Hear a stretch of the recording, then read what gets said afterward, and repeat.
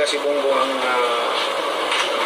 sorry pero I know, ewan ko, binigyan ako ng discernment ng Panginoon na gano'n ang ano ko, pero hindi malayo na magkakaroon ng martial law ulit, at yan ay pagsisihan ng taong bayan. Anong basihan niyo po sa discernment? Maniwala kayo sa akin, ang pagsisisi, lagi ko sinasabing nasa huli. Oh, mark my word.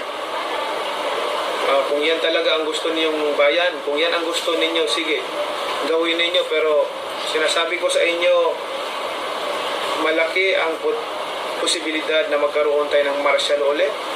Sige, kung yan ang gusto ninyo, then iboto ninyo. At pagdating sa at the end of the day, kayo rin, ang sarili ninyo ang sisihin ninyo. Yan ang ano ko, hindi wala akong personal na galit sa mga Marcos, pero tinitingnan ko lang yung kapakanan ng bansa natin, kapakanan ng bawat Pilipino. Tingnan nyo lang senaryo na to, kung hindi nyo napapansin, baka na-overlook ninyo. Tingnan nyo, sino bang nangunguna sa ano ngayon? Sa survey na yan. Okay, sabi nila, malakas si Bongbong. Ganon. Reality, yung kumbaga sa isip ng tao, patapos na ang term ni Presidente Duterte.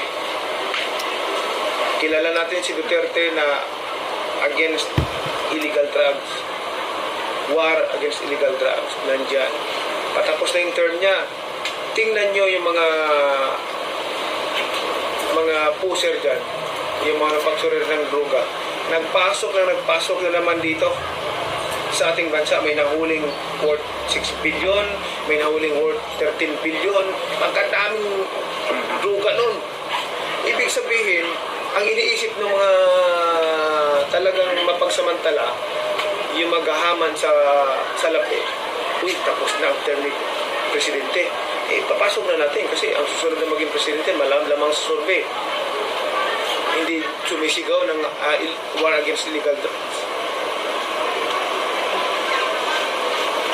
Diba? Isipin nyo mabuti maging senaryo niyan. Bayan, mag-isip tayo.